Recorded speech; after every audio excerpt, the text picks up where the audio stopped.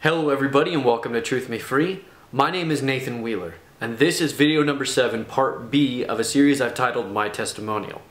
If you happen to have stumbled across this video or maybe somebody sent you a link and this is the first time watching a video on the Truth Me Free channel, please press pause now, go back and watch video number 1 first before you watch this video, and make sure that you watch every video leading up to this one in their entirety. Do not skip, fast forward, jump ahead. Don't think to know where the video is going to end just because it may have a flow. At the very end it could throw you a curveball, and those curveballs are pretty important. So please do that for me now. Thank you. Now, if you guys are meant to be here, you know the routine, so let's get on into it. I want to make sure that I throw out a disclaimer just real quick. The things you're about to hear, once again, I'm not necessarily promoting them, but I am promoting the education of the information you're about to hear. I believe knowledge is power.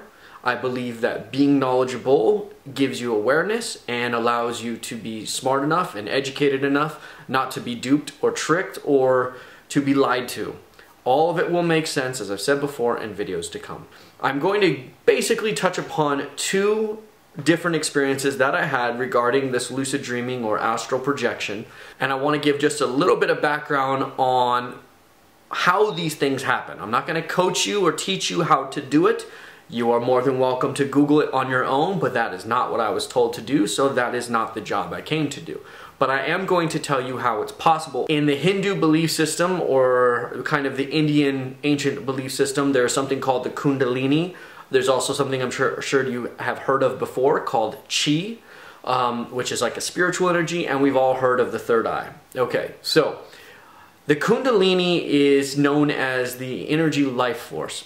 It is an energy that runs from the base of the spine all the way up through the head and through the crown, which they call the crown of the head, and it's represented almost always by a snake.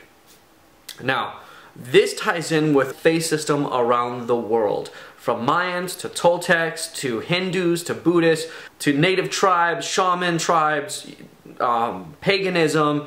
It's even in the hieroglyphs in Egypt and so forth. So, why do they all have this? What is this snake Kundalini?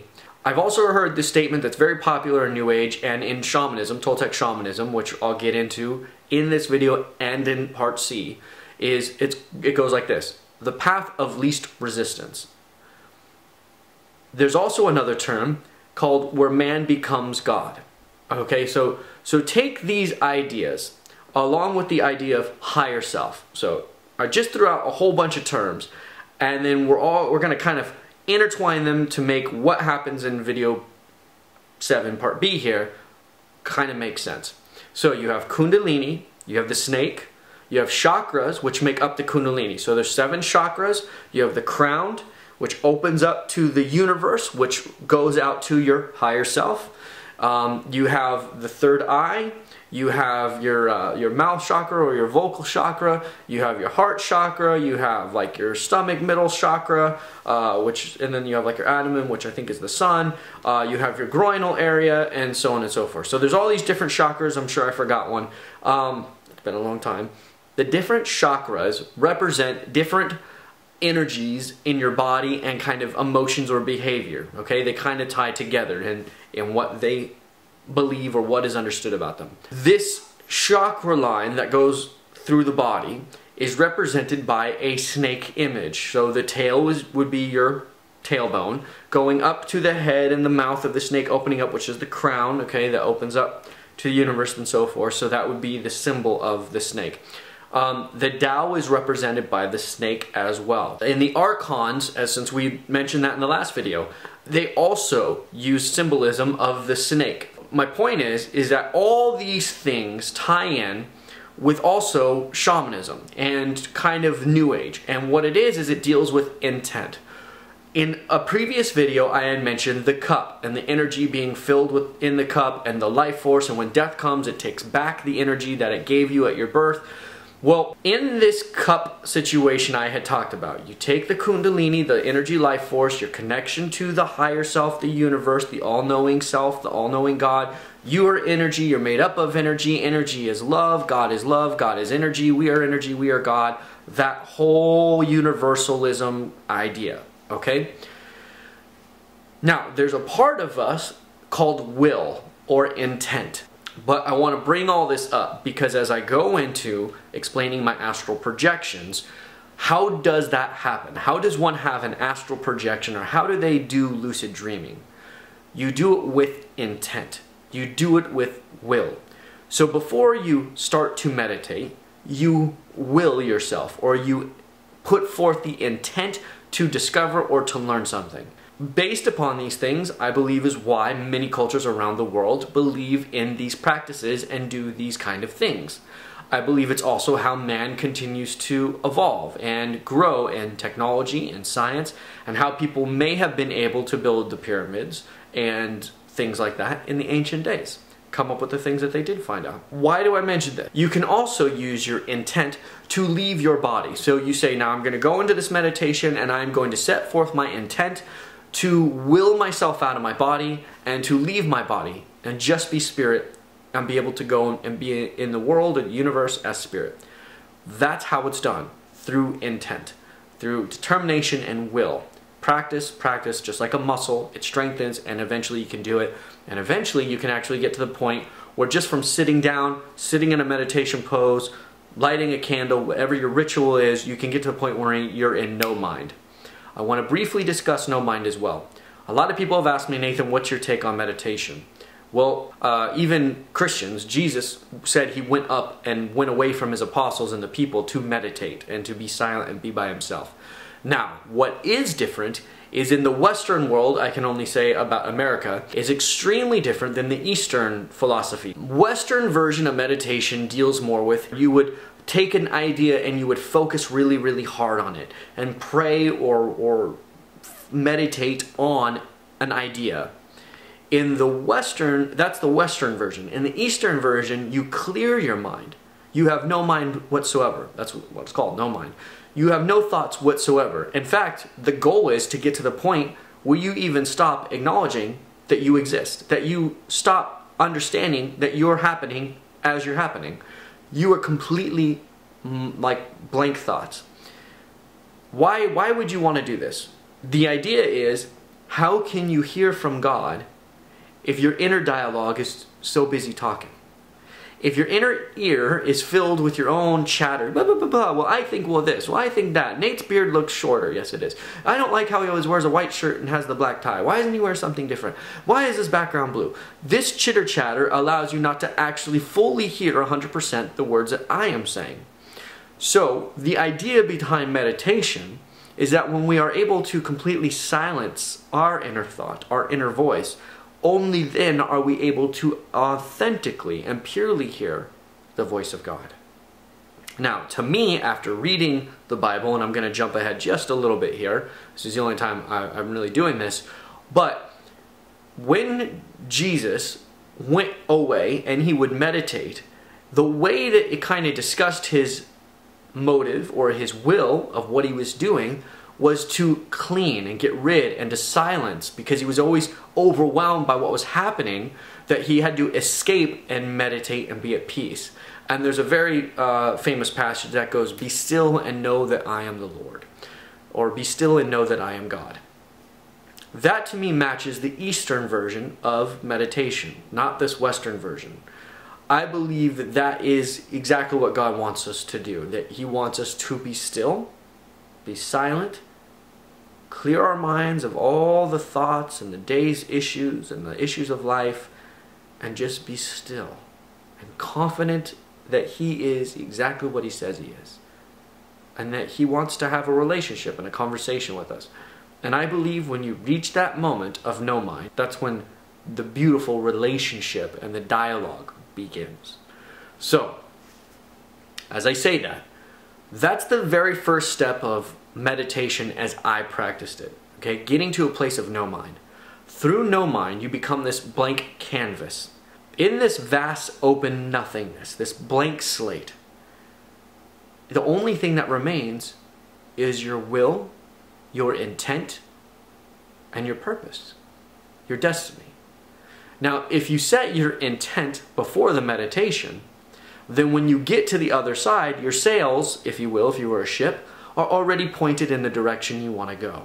So now you're just sitting in this vast open sea and waiting for a breeze to come along and take you in the direction that you set your intent, your direction in, prior to actually sitting down and meditating, okay? That's the best way I can describe it, and I hope that helps some of you. So, in order to have an out-of-body experience, or a lucid dream or astral projection, you simply build up that muscle through intent. And the more you intend it or will it, the more it will happen. And the farther you will go, and the more real your experience will be, and the more ability you will have to control it and remember it, and so on and so forth. You guys got this? I'm going to explain 2 scenarios to you. And the reason I'm going to choose these 2 scenarios is because there was a document or another person involved that validated to me that the experience I was having was indeed real. Situation number 1. We're going to talk about using my intent, meditating and doing yoga to align my chakras, getting my energy to flow properly. I opened up to the universe. I talked to my higher self, which came in and helped me expand my energy, fill up my energy. I forgave myself the recapitulation. I'm a whole being. I don't have any hang-ups, if you will. You know, there's no kind of energy being lost in huge gushes, so I have enough energy stored up to accomplish my will, my goal that I set out for myself. Here I am, and I'm going to have an out-of-body experience. I've done this many times. I'm sitting there and I'm meditating one day, and as I'm meditating, all of a sudden, I rise above my body. I look down at my body. I rise up through my roof. This was a practice that I would do for astral projection. And I would look down on it, look down on my house, I look down on my neighborhood, I'd grow even higher. Look down on my city, down on my state, grow even higher. Look down on my country, right? Look down on the earth, the oceans, and then I'm above the clouds, and now I'm looking at the whole universe, or I'm looking at the whole world, just like you would see from like a NASA space shuttle, something like that. And I grow even higher, go even higher. Now I'm just in the universe. I'm out in just open, vast emptiness. Well, one time when I did this, I traveled a good distance, and I was traveling really fast. I didn't know where I was going. I was just traveling, so I was just going with the tide. Like I said, you set your intent, and you basically wait for a wind to come and grab your sail and take your boat in that direction. That's the best way I can describe it. So my sail, it's ripping. We caught a great wind. Water is smooth. We're flying. I mean, we're just chucking along, right? And I'm flying through the universe is what it appears. And all of a sudden, I get to a planet. And as I get closer and closer to this planet, I realize it's a black crystal planet. The whole thing is made of black crystal. And coming out of the ground of this planet are these huge, like obelisk crystals. So, but if you look at crystals, they always have these crazy designs, right? They're always like all over the place. So there was those sticking up out of the ground, like 3 here, 4 there, whatever, little batches of them. They were the size of skyscrapers. Huge, ginormous, not little. Huge. So as I'm getting closer and closer to this planet, I start flying over this plane. And as I'm flying over this plane, I realize I'm headed towards a like a mountain that has kind of a flat front face to it.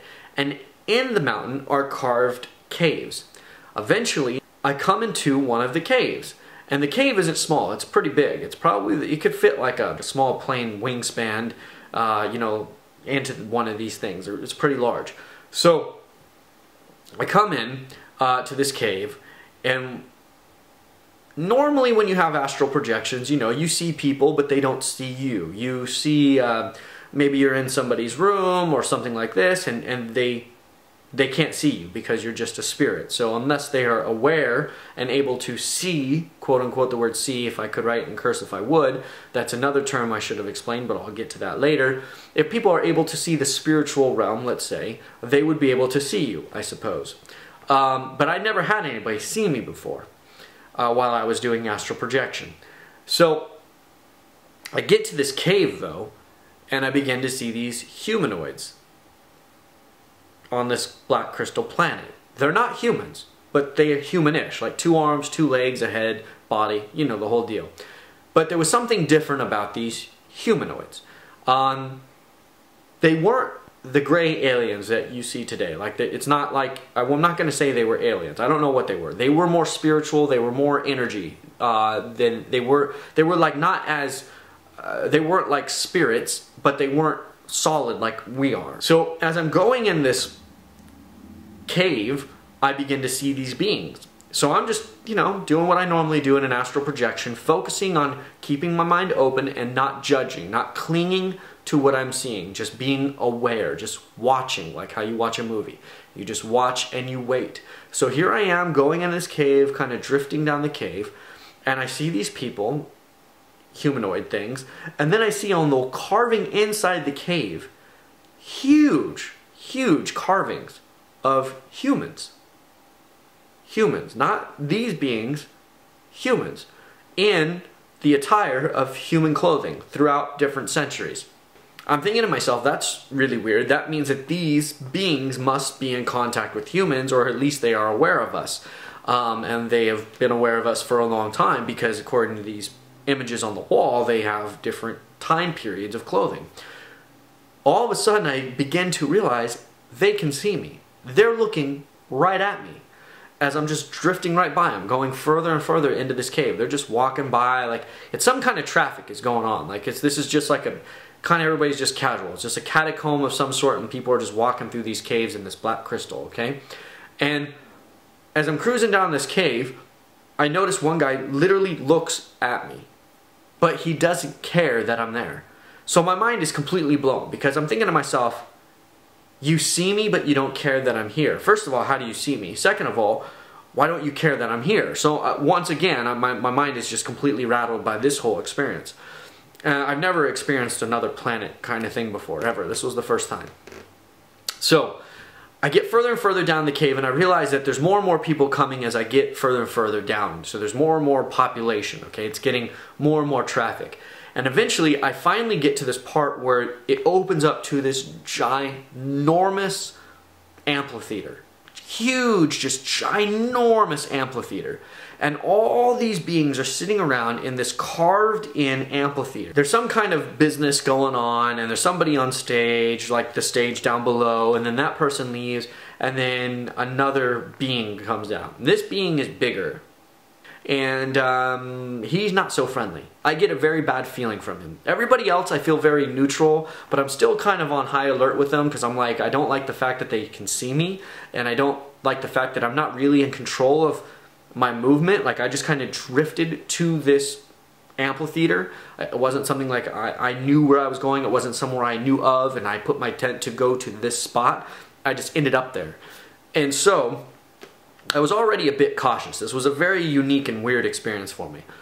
So I see this guy come out on the stage, and I knew immediately I didn't want him to notice me. The other guys, okay, they can notice me, I guess. They've already seen me, what can I do? But this guy, I didn't want him to notice me. And as I'm standing in the opening of the cave that opens up into this auditorium, if you will, this amphitheater, if you will, I'm kind of trying to hide. I'm kind of stand back, but I want to see if I can hear what he's saying. I want to see what he's doing and see if I can hear what he's saying. And it doesn't work that way. It's not like he's speaking English. In fact, it doesn't even seem like there's noise, but it's like, I can't explain it. There's noise, like atmospheric noise, but it's not noise as in like a whole bunch of people talking. So it gives me the idea that they talk through, in this situation at this place, they were talking through telepathy of some sort. I know how this sounds. I told you guys number 7 was going to be crazy. This isn't even the weird stuff. Yeah. So here I guess this is pretty weird. This is weird stuff, right? This is weird. Okay, so as I'm seeing this, he sees me. Let's just get to the point. Eventually the thing on the stage sees me, and then they all go silent. So like I said, the atmospheric noise, it kind of like goes away. So whatever was creating some kind of noise, it stopped. And when he saw me, it just was like, you're not supposed to be here. Like it just gave me this look like, I see you, you're not supposed to be here. It was really weird. Like the casualness in which this thing and these people, it's almost like they had seen me a million times before. That's my point. That's the only way I can really, once again, describe this. I know I'm all over the place, but this is a very hard thing to describe. So now I'm freaked out. and I will myself back home. I'm like, I'm getting out of here. So I set my intent on getting out of that place as fast as possible. Basically, I'm just so worried about these things coming after me that I'm just wanting out of this cave. I leave the planet, cross this vast open space, whatever, the universe, whatever, galaxy, solar system, whatever you want to call it. I pass whatever distance I passed, and I finally get back to my body. I thought it was a pretty crazy experience. The next day I wake up, and as was my custom with my buddy Dan, my spiritual buddy I had mentioned in many videos before, I get to him and I see him at school in the morning. He's sitting on the cafeteria table. He's literally sitting on the table, his feet are on the bench, the seat, and he's reading a book. I walk right up to him and I'm just like full of jazz, because I'm like, man, you gotta hear what happened to me last night. So he closes his book and he looks at me, he's like, yeah, you know, like, what's up? So I start telling him this story, and as soon as I start telling him that as I was meditating, I had an out-of-body experience where I traveled to a planet, and it was a black crystal planet. As soon as I said black crystal planet, Dan's face changed. He was like kind of like perturbed. And I kept talking. Eventually I got to the point where I talked about the obelisk coming out of the ground. I talked about entering the cave. And then I talked about how these beings saw me, but they didn't care. Dan flipped. He got so pissed at me. He was just like, screw you, man. Stop messing with me. And I'm like, what? What are you talking about? Why? I'm not messing with you. Listen to what I'm trying to tell you. I got to get to this point. The point I wanted to get to for him was the big dude who saw me, because I wanted him to know that this thing saw me. Kind of like, hey, you know, we need to be prepared in case this thing comes to mess with us. But as I'm continuing to tell my story, and I tell him about the carvings in the wall, and then I tell him about how I get to this amphitheater. When I get to the amphitheater, he gets pissed. He's just like, you're screwing with me, man. He's like, it's not funny. He's like, you read the book. And I'm like, what are you talking about? I have no idea what he's talking about. He's like, you read the book. You're just messing with me. I'm like, what book? The book in his hand. He opens it up. It's bookmarked. He turns the book around to the part where he is bookmarked, and the title of the chapter he's reading is about a black crystal planet. The book is called The Psychic Warrior by a guy by the name of David Morehouse or something like that. You guys can Google it, find it, still sold on Amazon. This David Morehouse guy, or whatever his name is, something like that, he's a really popular guy in the New Age world, especially in the 1990s. He is an ex-CIA agent who worked for a branch of the United States government that uses spies or psychics for spies to spy on people or things, to go to, let's say, a room in another country to get maps, drawings of maps or layouts of a building, so that way when the SEALs go in or something like that, they know, you know, where things are laid at, where somebody's standing, where is somebody sitting, where's their desk, how's it positioned. So this psychic who has this ability to astral project or lucid dream works for our government, and they use these people to get information and to do these things, to lucid dream and astral project. So even if you don't believe in them, your government does. If you're in America, I believe a lot of the major governments have this stuff. So my point is this guy is an ex-CIA agent who worked for the division of psychic warriors. And he wrote a whole book kind of letting the cat out of the bag, you know what I mean? And this book talks about one of the experiences he had where he went to a black crystal planet. Now, my buddy turns the book around, opens it up, and the page he is on, he's rereading the chapter because he was so enthralled with it, he wanted to reread it. He opens it up, and the page he's on says, "They saw me, but they didn't care I was there." Verbatim the words I had explained to it when I was telling Dan the story. That's why he thought I was reading the book. I saw the book in his hand, and he thought I was just kind of messing with him. I never read the book. I still don't think I ever read that book. I think obviously I read that chapter because I was totally curious from that point on. But I don't think I ever read the rest of the book. And that to me, I don't know why I didn't read the book. I guess just those kind of things, all this astral projection stuff, I wasn't so worried about what other people experienced. I was more worried about what I was experiencing. And I was always focused on, what does it mean? What does it mean when we die? What does it mean with God? What is the truth about life and what we're made of? So I didn't really care like other people flying around doing cool stuff and going into enemy territory and stealing maps. Like, that's not the kind of book I'm interested in. I want to know what we're made of. I want to know what is real, when we die, that's my focus. So the book didn't really interest me all that much, except for the fact that obviously it validated my experience. Thus, it's one of the two experiences I wanted to share with you in this part B. Now, the next story I want to share with you. So me and Dan came over one night where he was we were meditating, doing our yoga. It was one of our kind of just like, you know, let's go hardcore weekends, whatever, try to become enlightened weekends, all that jazz. We were doing yoga for many hours, so on and so forth. It was getting really late, and now we're ready to go to bed. So Dan's making a bed next to my bed, like basically piling up like blankets and laying on top of them and so forth, getting his pillow ready and so on. And he's got this book in his hand that he's going to read before he falls asleep. He basically reads every night before he goes to sleep. He was very educated, wanted to learn more and more about all these kind of things. So I'm laying down and I enter into warrior pose again, the same position I had when the ceiling opened up and the Jesus image came and held me and so forth. So I'm laying down in warrior pose, and Dan starts telling me about how I need to read this book. And I'm like, okay, yeah, man, you know, I'll read it. And all of a sudden I start to have this super intense experience.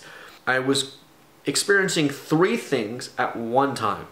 First thing I was experiencing, let's break this down. This feeling that I'm having is just naturally causing me some kind of alarm.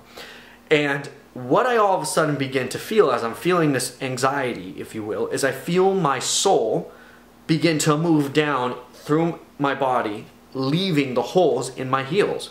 Like something was pinching my soul, if you will, like pinching my sole of my feet. That was a double entendre, wasn't it?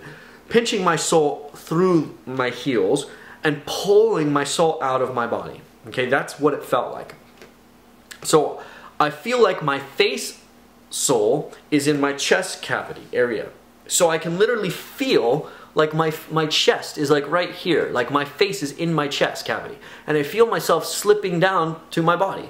And I'm like, what the heck is happening? So I use my intent, my will, and I fight this. And I try to push myself back up so that I'm back in my head and everything is where it's supposed to be.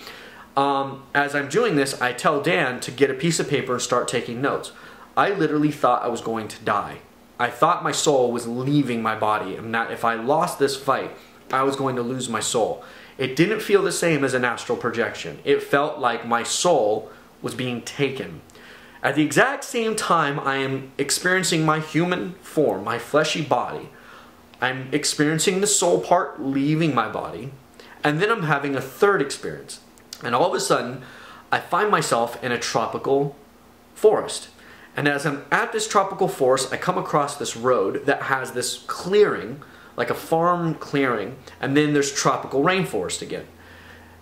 At kind of like just beyond the beginning of this rainforest, there's a mound, a pyramid, if you will, an ancient pyramid sticking up through the top of the rainforest. And I tell Dan, you got to write this down. So I begin to tell him, I'm in a rainforest right now. He's like, what do you mean you're in a rainforest right now? I'm like, dude, just write it down. I'm in a rainforest right now. My soul feels like it's being sucked out, like something's pulling on my soul. I feel like I'm going to die. You need to write this down just in case something happens to me. So he does. He starts, you know, getting ready and starts writing it down. But he's not really writing notes. He's writing down rainforest, something like that. I'm sure he wasn't even writing real notes. He was probably so frustrated with me.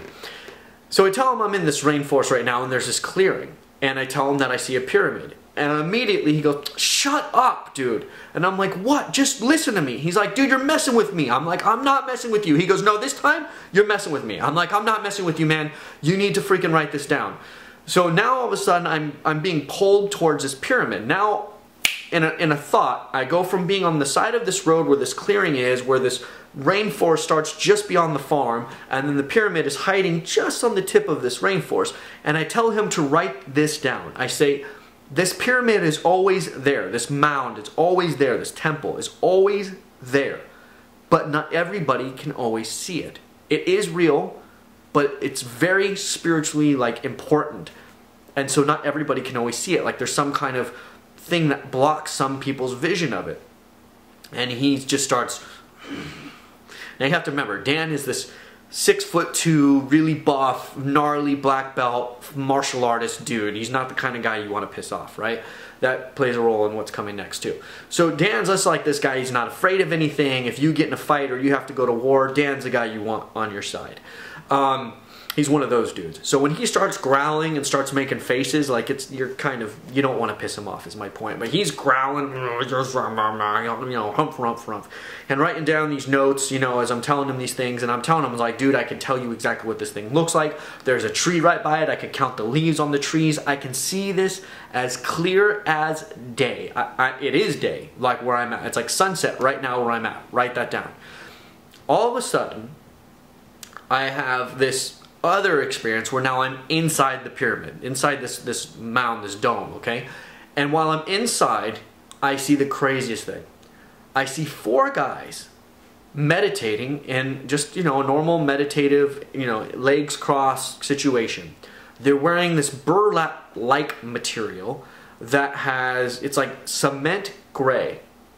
And they have hoods on that are covering their face. So you can't see their face at all, just like the tip of their chin. You get what I'm saying? So they have these over, they're just sitting there, and they're hovering about above the ground, like 1 foot, 1.5 feet above the ground. Now, this pyramid it's not that big. It's not that big. And there's one guy in every corner of this pyramid. And I know that the ground is not real. That the ground they're hovering over is an illusion. And that the pyramid, like an iceberg, the part that they are in, the part that appears to be above ground, is just the very tip of the pyramid. That it goes very deep down into the earth.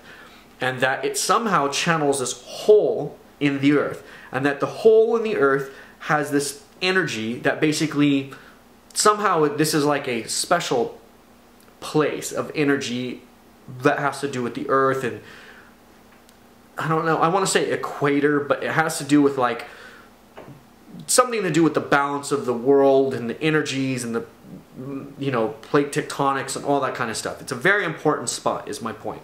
And I tell him that the guy on the northeast side, this is very important, I said the guy on the northeast side is calling my soul. So meanwhile, while I'm looking at this dude hovering above the ground wearing this burlap outfit, he's the one sucking my soul from my heels, trying to call my soul to him.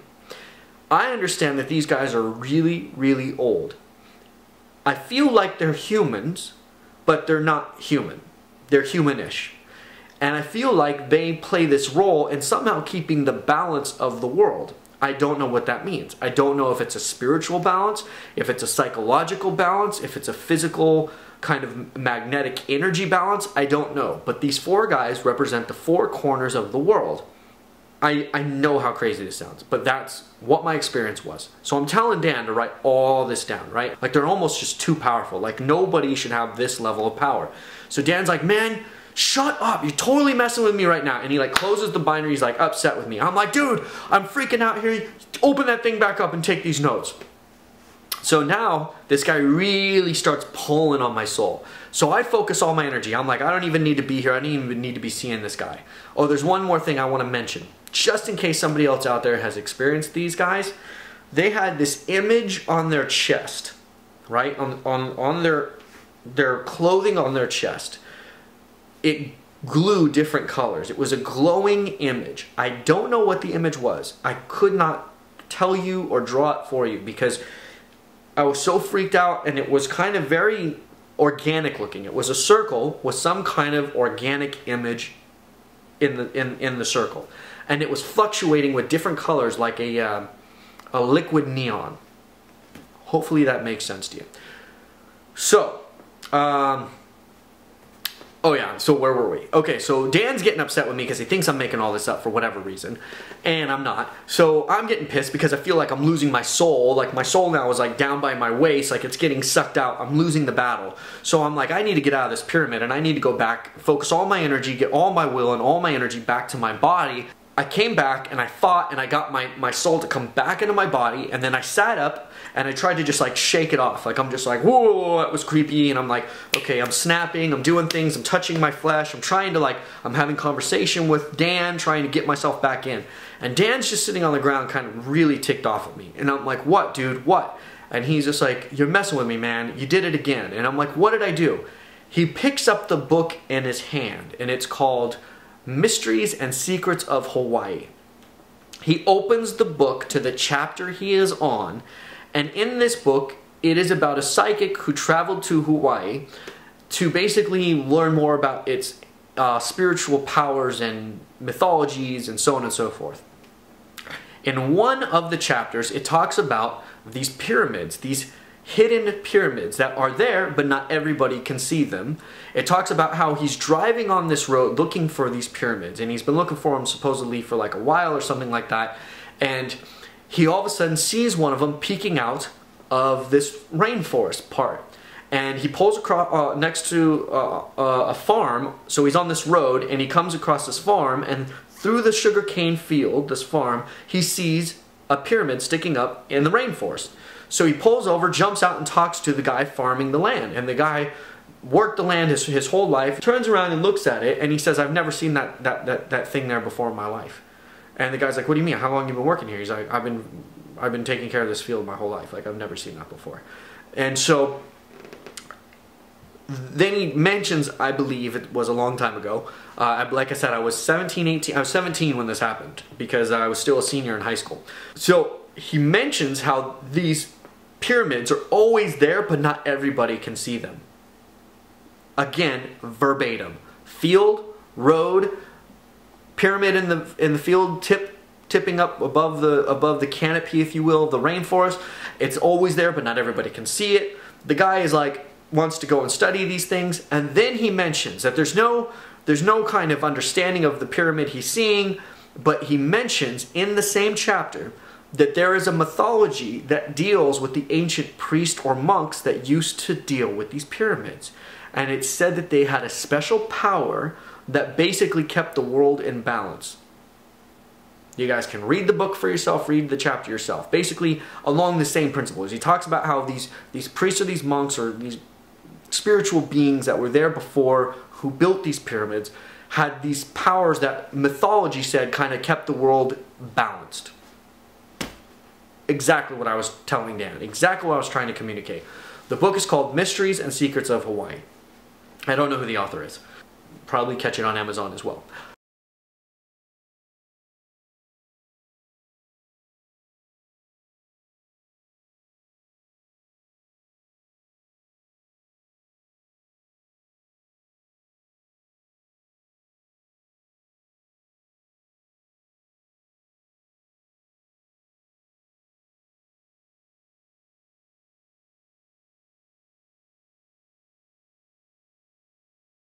So, I'm telling Dan all this, he picks up the book, shows me the chapter, I'm freaking a lid, because I'm thinking once again, this seems so real, but am I having a hallucination? Am I just out of my mind? Am I spending too much time doing yoga and meditation that I'm literally losing my mind? There it is in a book. Never read the book before in my life. But Dan was reading the book and on that very chapter at the time I had this experience. Now, that to me, I just can't denounce these experiences. So that one was kind of like an astral projection, lucid dreaming, out-of-body experience, meditation thingy rolled into one. It was craziness. So, those were the experiences I had. Basically, if anybody else has had an out-of-body experience, I'm sure in some way, shape, or form, or an astral projection, I'm sure in some way, shape, or form, you can relate to the stories I have now mentioned in this video.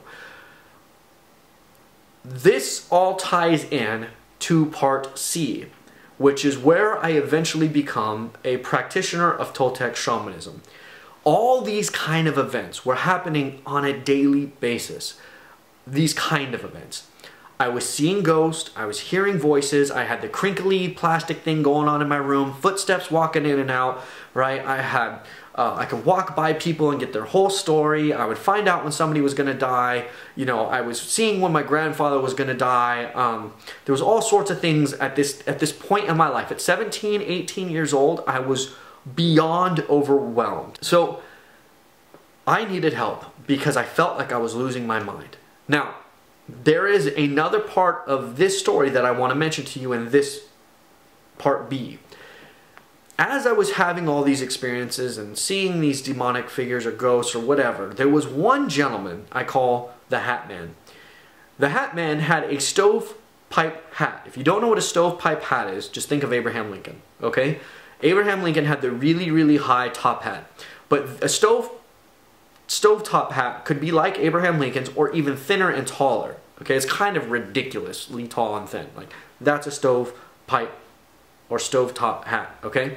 Now, I saw this character, this old, frail, skinny, deep eye socket man always around me. He would not leave me alone. He was in my room, chilling, hanging out. I would be driving down the street. This part's pretty funny. This is totally the truth, you guys. I'd be driving down the street and he'd be flying by my window in one of these poses. Like, he's all laid out like a model and he's all smiling at me. He's like, hey, I know I'm screwing with you. I'm screwing with you. I'm driving you nuts. Pointing and laughing at me. I'm just like, I've lost my mind. I am totally crazy. What the heck is this clothing style anyways? What period of time is this? And what does this guy have to do with me? Like, why is he here all the time? He never did anything. He never really said anything. He was just there lurking around. And it drove me bonkers because I was just waiting for him to do whatever he was going to do. Or I'd be like laying there at night and I was always afraid I'd wake up and his face would be like right in my face, you know, kind of thing I described when I mentioned the ghost when I was like a kid at my grandmother's house. Same kind of thing. Same kind of fear. Just like, you don't want to wake up and the thing's like breathing in your face. You know what I mean? That's a horrible thing to fear. So I hated this guy. And I was also at this point, remember too, this whole stage of my life is like this climatic, spiritual, just tornado volcano of experiences, like 24/7.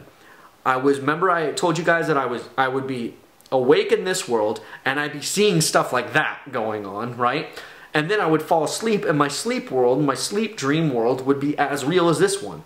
And it felt like I never got sleep because as I fell asleep in this world, I'd literally wake up in the next world and live an entire day, fall asleep in that world, and then wake up in this one. So I felt like I never slept, which only increased my idea of my hallucinations. So, I'm sure that there would be like psychologists and brainwave people that would love to have a field day with me. So as I was losing my mind, right, I began to read these books by Carlos Castaneda called The Teachings of Don Juan. Now, as I got to about the 9th book of this series, it talks about the whole egg thing, the tentacles coming from the egg. It talks about Toltec shamanism. It basically teaches you about Toltec shamanism, which takes kind of like every belief system that I've ever studied up to this point, and it goes that degree to the absolute minute descriptive degree of how you experience and how you get to experience certain things and why you're experiencing them. The astral projection thing and the planet thing, it didn't so much answer that, but it answered, let's say, 90 to 85% of the things I was dealing with. And that made me feel at peace. Ironically enough, Dan's mom happened to be part of a warrior party for a real modern-day Toltec shaman. Just like the character in the books, The Teachings of Don Juan, she was part of a warrior party of a Don Juan. The guy's name is Don Miguel Ruiz. He is the author of a book called The Four Agreements, The Mastery of Love.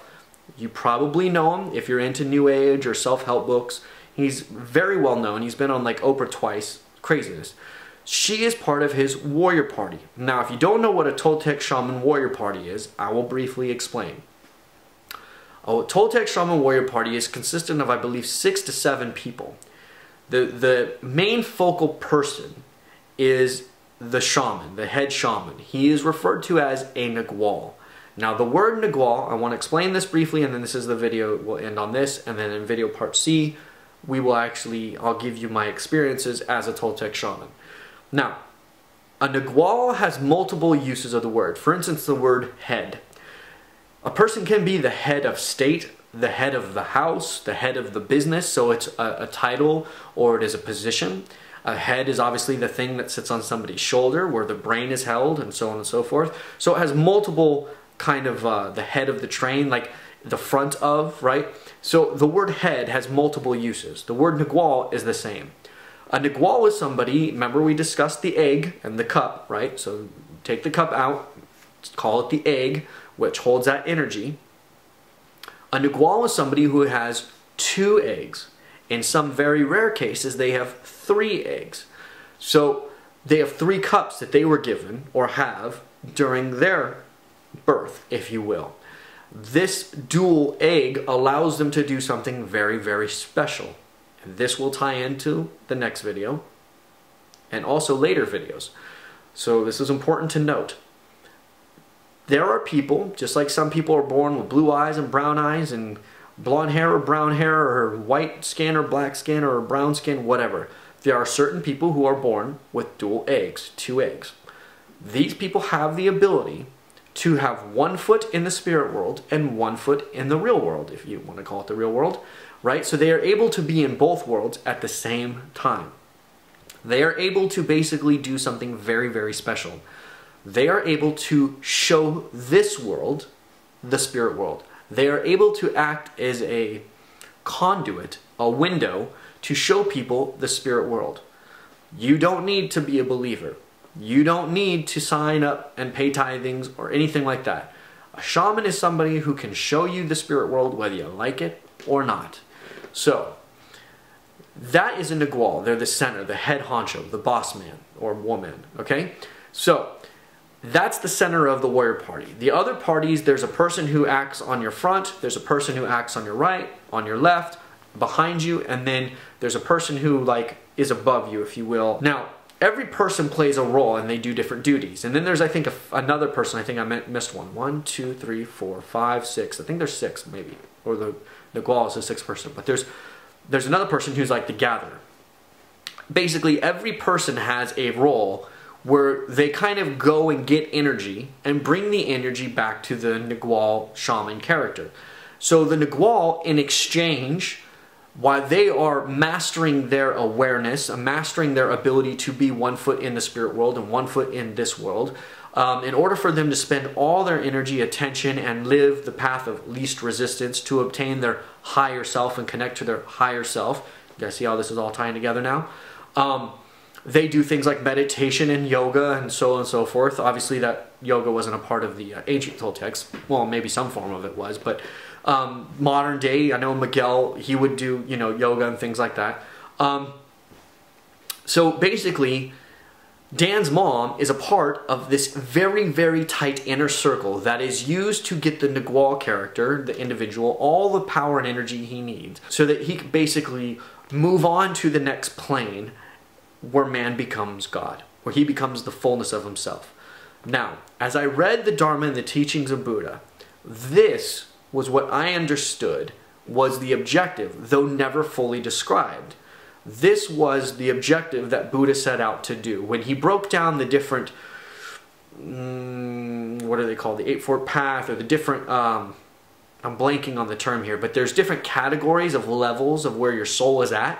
The objective was to get to the point where your soul was at this point where you could go to the other side and stay there. You didn't need to come back.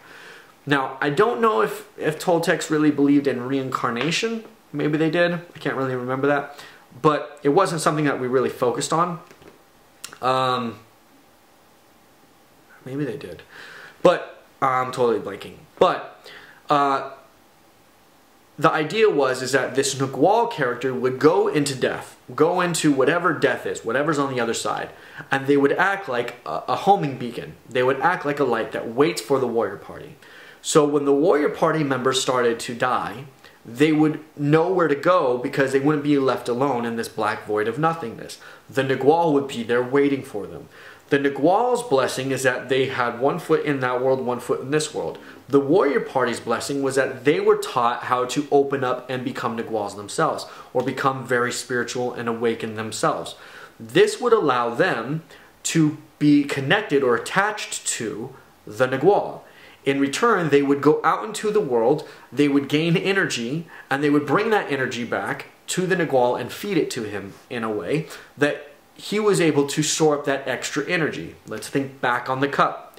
So there you are. You've learned to patch the holes of your cup. You're healing yourself, okay? Now, I told you that the same energy that fills the egg is also what makes the egg. So once you realize that you can take the same energy that fills it and use it to patch the hole, you realize, well, if I can patch, can't I expand? So as you learn to expand, you realize you can hold more. Well, the more you hold, the more powerful you become.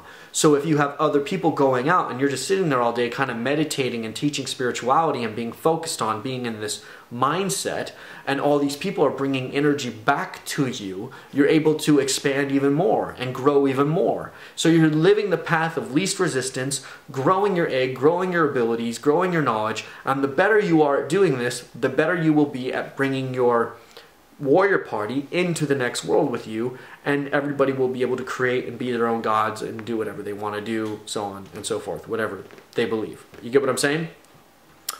Hopefully I haven't lost you guys. I guess we'll find out. Don't worry, the next part will explain even further and probably even get crazier. Wait till video number 8. You'll be happy you did. So, you guys kind of get this hopefully by now. You understand exactly what the warrior party is, what the Nagual is. Here I am reading the Carlos Castaneda books, going to the Psychic Guy bookshop, going to the Deepak Chopra Center, being surrounded by gurus, finding that this book, the Toltec Shaman teachings, basically answer everything I was dealing with, except for some things, but I wasn't done with the books yet. There were still some things the books never covered. The astral projection and all that kind of stuff. The crystal planet, that didn't answer, but the other books did. So here I was, and I had, again, a famous guru, a huge famous guru, a man whose books were bestsellers. You walk into any Barnes & Noble at the time, and he had his own shelf display right there by the register. Don Miguel Ruiz. So here I am connected directly to the warrior party, and I end up being mentored by a Toltec shaman. That's video part C. Okay? So hopefully you guys will tune in, and that's where things get. That to me is really crazy. If you think, I don't know, you guys might think this is crazier than part C, but to me, what happens in part C is way crazier. So, thank you guys for watching. Thank you for being here. I hope that you will give this video a thumbs up. I hope that you will leave your comments. I hope that you will copy and paste this video. You might be like, nah, not this one, Nate. I'm not going to post this one on my page. That's okay. Whatever you guys feel comfortable with. But I do thank you for being here and sticking with me. And you guys shall know the truth, and it shall set you free. I'm Nathan Wheeler. God bless.